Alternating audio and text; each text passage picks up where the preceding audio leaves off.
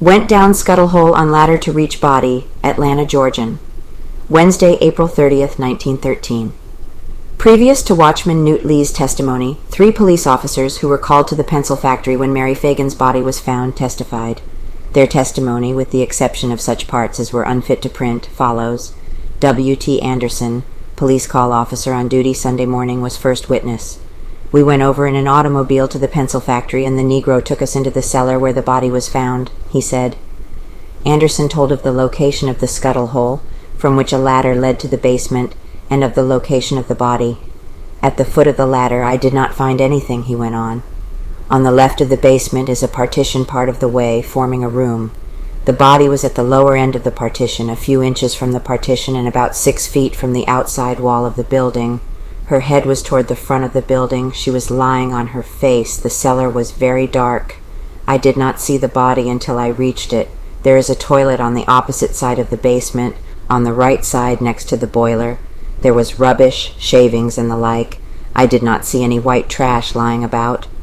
Sergeant Dobbs picked up one of the notes while I was there. Think I could identify them. On being shown several papers, Anderson selected one of the papers as one of the notes found. It was the note written on yellow paper. We also found a tablet and a pencil. There were 4 or 5 of us there, and I do not know who found it. Right in front of the body on the right side, I found her left shoe and hat. She was dressed in a dark-colored dress. She had no shoe on her left foot. Her clothes were up to her knees. Her left leg just below the knee, the stocking was torn and her leg skinned. There was blood on her head while her eyes were bloodshot. A piece of wrapping cord and her underskirt band were tied around her neck. There was a cut on the back side of her head by the left temple. Her mouth and eyes were filled with dirt and sawdust. She was covered with so much dirt that I could not tell whether she was white or black, and had to pull down one of her stockings to tell whether she was white. Her legs below her knees were also covered with dirt and sawdust. Staple pulled from door. There was a staple pulled out of the lock at the back door. It is a side door. It has a bar with a hasp. There was a lock in the staple, but the door was closed. There was a lock in the staple, but the door was closed. Sergeant Dobbs and Brown were there before me. There was blood on her head, stomach, and legs.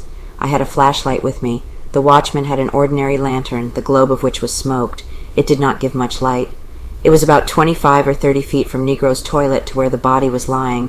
I could not see the body from there with his lantern, could not see over 10 or 12 feet with it.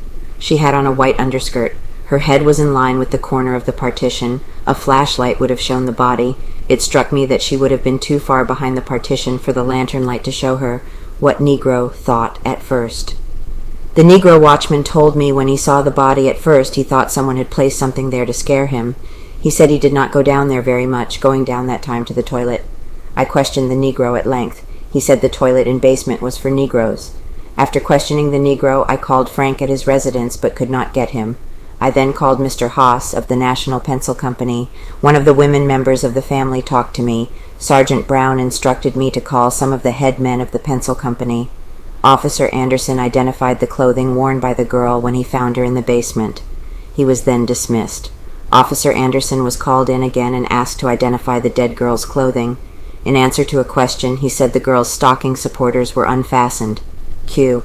Did the Negro say it was a white woman or a Negro when he telephoned? A. He said, "A white woman has been killed up here." Q. Did he tell you how she was lying? A. He said she was on her back. Negro was excited. Q. Was he excited? A. Yes. Q. How long do you think the girl had been dead? A. I don't know much about that, but she was not much right.